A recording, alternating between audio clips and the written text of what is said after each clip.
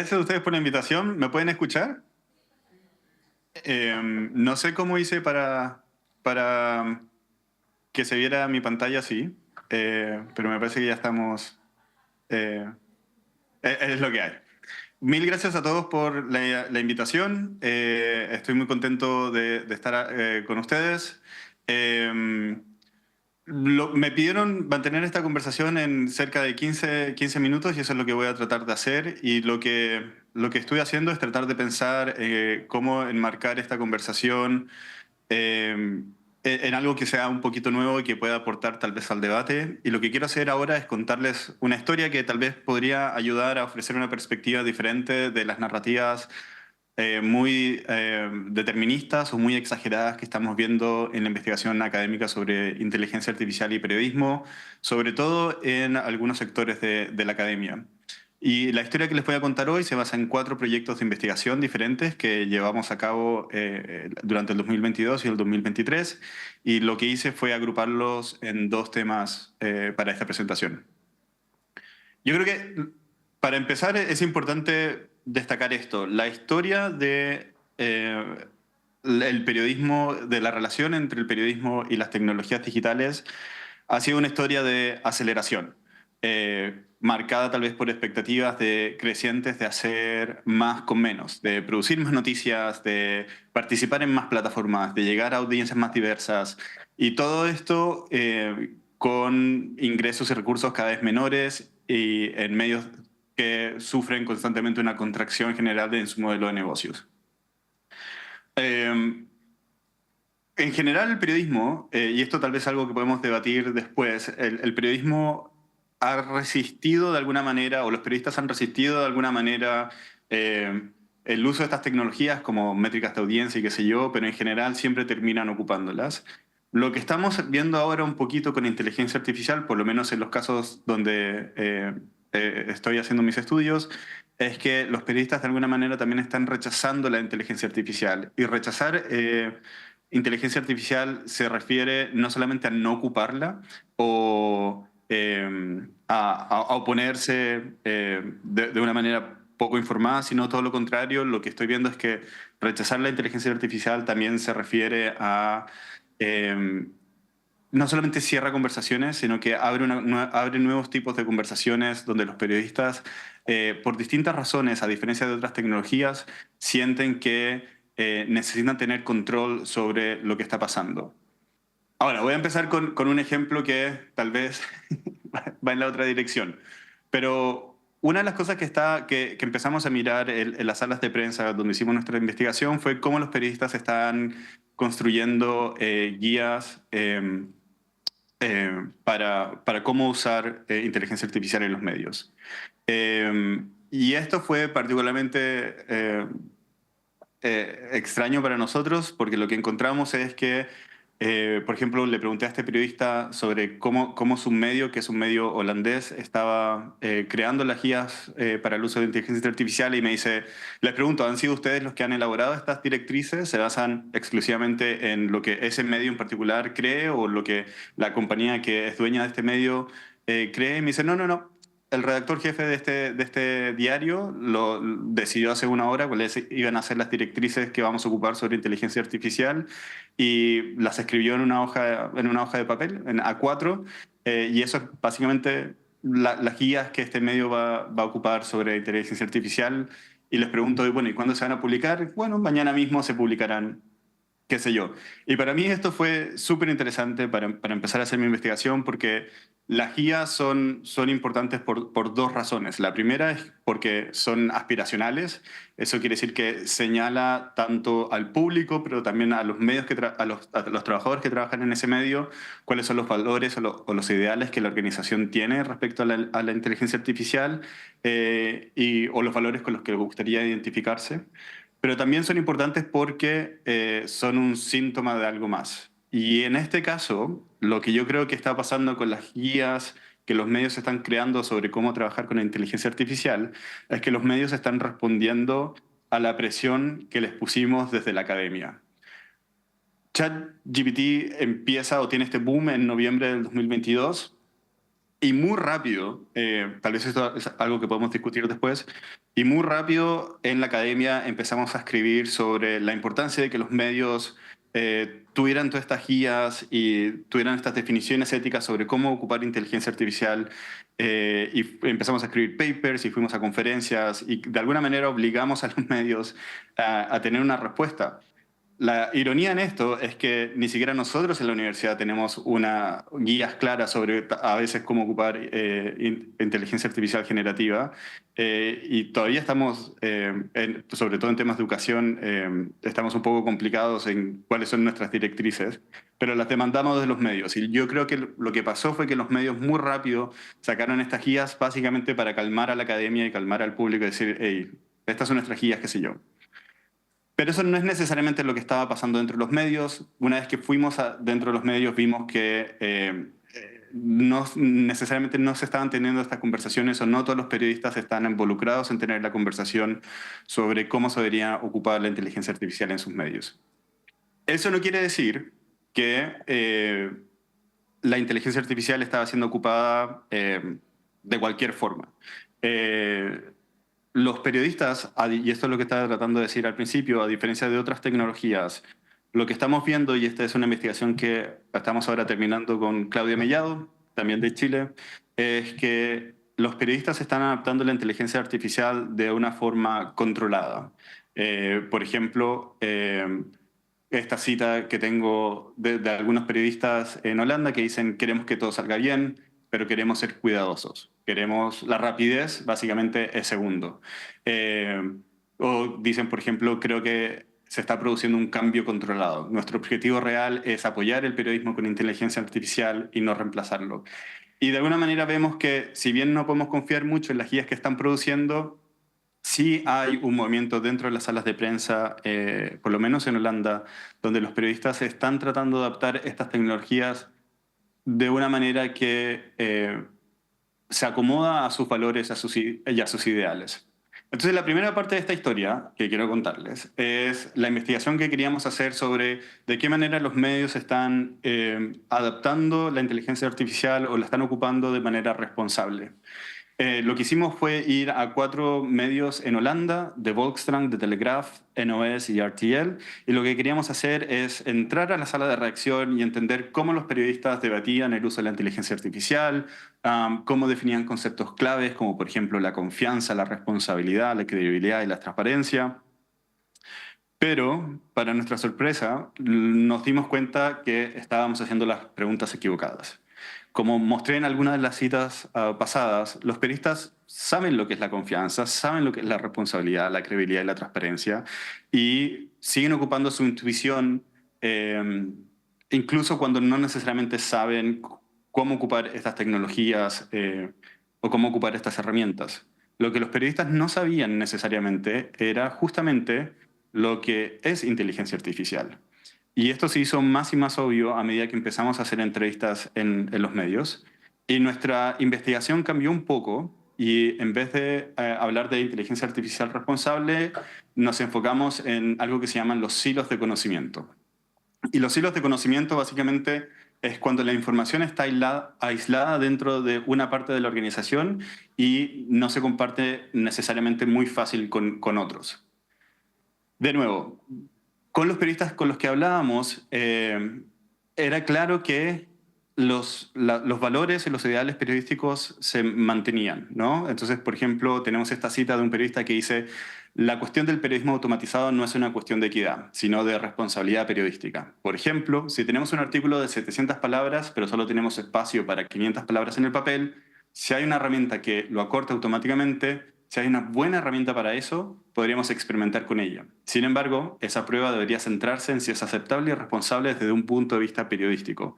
Y lo que hicimos, y lo que vimos inmediatamente cuando fuimos a las salas de prensa fue que, y tal vez como algunos de los ejemplos que estábamos viendo durante el primer panel, hay periodistas que están ocupando herramientas de inteligencia artificial para la traducción, para la transcripción, para crear resúmenes, para hacer A/B testing con los titulares, pero de ninguna manera estas herramientas están siendo ocupadas afuera de los valores y los ideales periodísticos. Pero lo que sí vimos es que hay un amplio desconocimiento en cómo funcionan estas herramientas de manera práctica.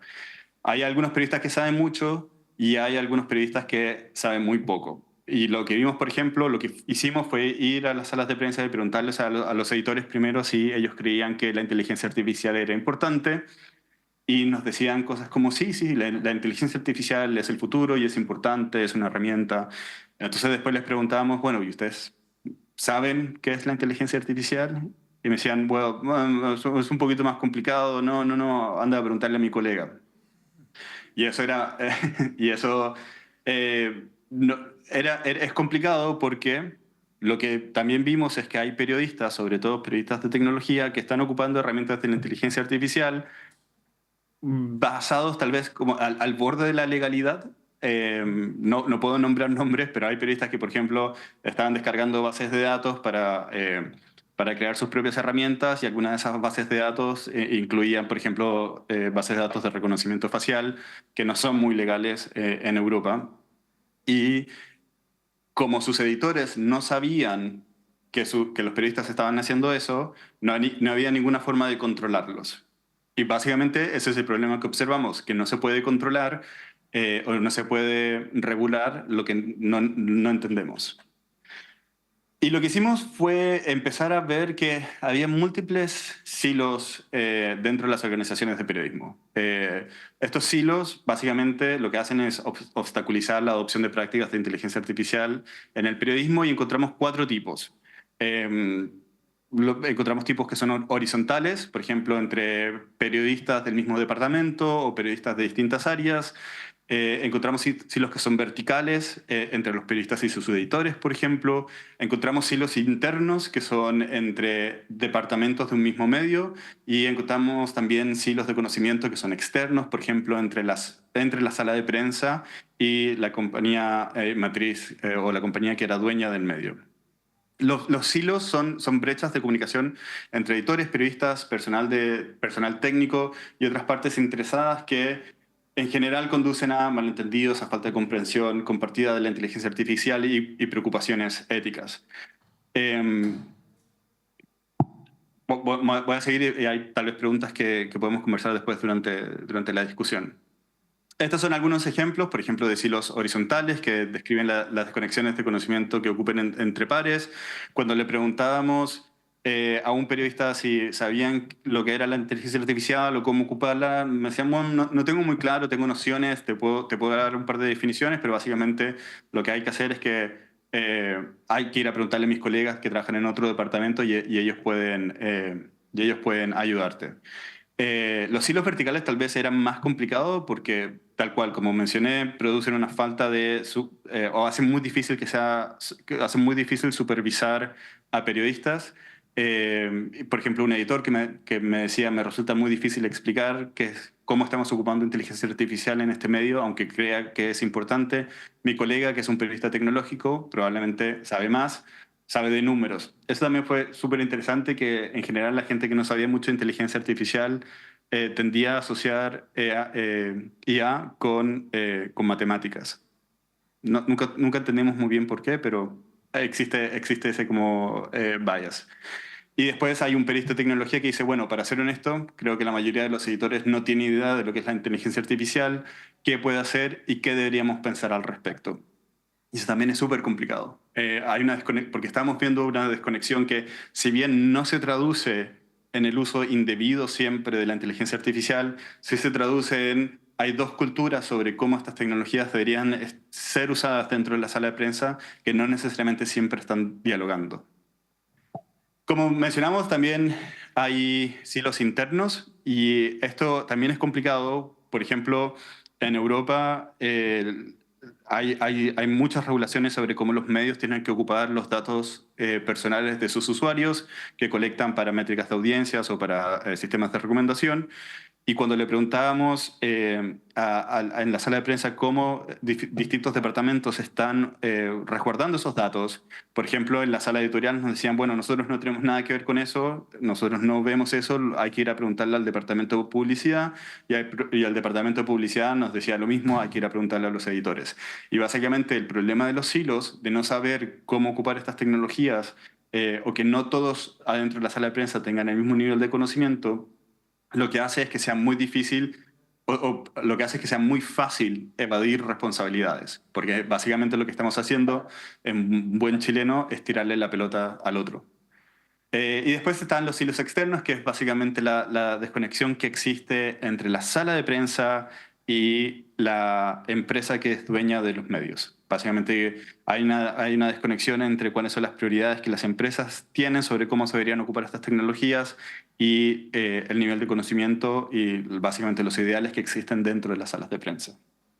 Lo que estamos haciendo, eso fue la primera parte de la investigación y lo que estamos haciendo ahora, lo que voy a empezar a hacer en enero, es tratar de estudiar cuáles son las estrategias y cuáles son los ejercicios que están haciendo las salas de prensa justamente para romper estos hilos. Porque lo están haciendo. Hay algunos que tienen cursos de capacitación, hay salas de prensa que están invitando muchos académicos, pero también expertos, para ir a la sala de prensa y tratar de diseminar un poco más de conocimiento.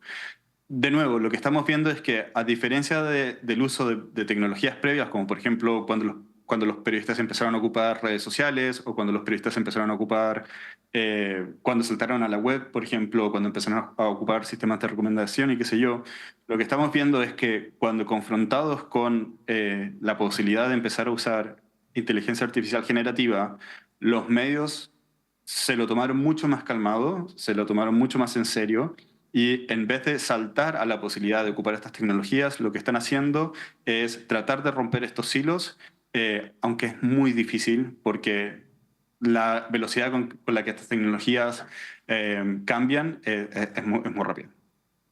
Y básicamente, como mencioné, los hilos son difíciles de romper, los hilos internos requieren programas de intercambio para abordar o para solucionarlos. Los hilos externos necesitan iniciativas básicamente a nivel de industria para tratar de solucionarlos. Y lo que nosotros argumentamos en nuestra investigación es que para derribar los hilos, perdón, para proponer una adopción responsable de la inteligencia artificial, es necesario derribar estos hilos. Ahora, no todo está perdido. Lo que sí vimos es que, como mencioné al principio, es que hay gente que tiene tal vez un poquito más de autoridad y que están de alguna manera marcando la agenda sobre cómo los medios rechazan, adoptan la inteligencia artificial. Y esto es lo que en mi investigación yo llamo la venganza de los nerds. Eh, y lo llamo la venganza de los nerds justamente porque eh, no sé si ustedes se acuerdan, pero durante la última década ha habido un gran proceso de diversificación en los roles profesionales en los medios. Y eso quiere decir que hoy por hoy no solamente son los periodistas los que trabajan en los medios, sino que también hay muchos diseñadores, hay muchos hackers, hay gente que sabe mucho de tecnología. Y lo que hemos visto durante los últimos años es que una de las áreas donde ha habido un mayor cambio, una mayor transformación o un cambio cultural, como dice este periodista, es en el periodismo tecnológico. El periodismo tecnológico pasó de ser algo donde se cubría el nuevo iPhone o la nueva cámara como algo que era muy brillante y muy bonito y básicamente había que comprar. Pasó de hacer eso a ser un tipo de periodismo que hoy se compara con el periodismo económico o el periodismo político, donde los periodistas tecnológicos están justamente evaluando cuáles son las consecuencias culturales y sociales que estas nuevas tecnologías pueden tener para sus audiencias. Y estos periodistas que se autodefinen como periodistas nerds, que yo también los vi cuando hice investigación de campo en Chile, en La Tercera y en Canal 13. Son periodistas que de alguna manera están tratando de romper estos hilos y están tratando de marcar la agenda sobre cómo sus propios medios tienen que afrontar estas nuevas tecnologías. Traté un poco de entender de dónde vienen los nerds y básicamente son gente que o estudió otra cosa y que hoy trabaja en los medios o querían ser periodistas pero que siempre tuvieron una afinidad con la tecnología. Estas son algunas de las citas que encontramos. Y básicamente lo que estos nerds están argumentando hoy en las salas de prensa, por lo menos en Holanda, es que justamente la clave para cubrir la inteligencia artificial es evitar reportajes que son o excesivamente positivos o excesivamente negativos. Y esto es un cambio que es fundamental cuando se compara, por ejemplo, con muchos de sus colegas que trabajan en otras áreas como educación o política o salud, que tienden a crear un reportaje que es más sensacionalista sobre la inteligencia artificial. Y básicamente eso es lo que estamos viendo que está pasando. Vemos que después de un proceso de diversificación de roles profesionales, hay una nueva forma en algunos medios sobre cómo cubrir estas tecnologías y básicamente que estos periodistas, es una nueva ola de periodistas tecnológicos, lo que están haciendo es tratar de evitar las publicaciones exageradas. Y todo esto básicamente mientras los medios tratan de romper estos hilos y enterarse de cómo empezar a cubrir estas tecnologías. No veo a nadie, así que no sé cómo estoy de tiempo, pero voy a terminar acá.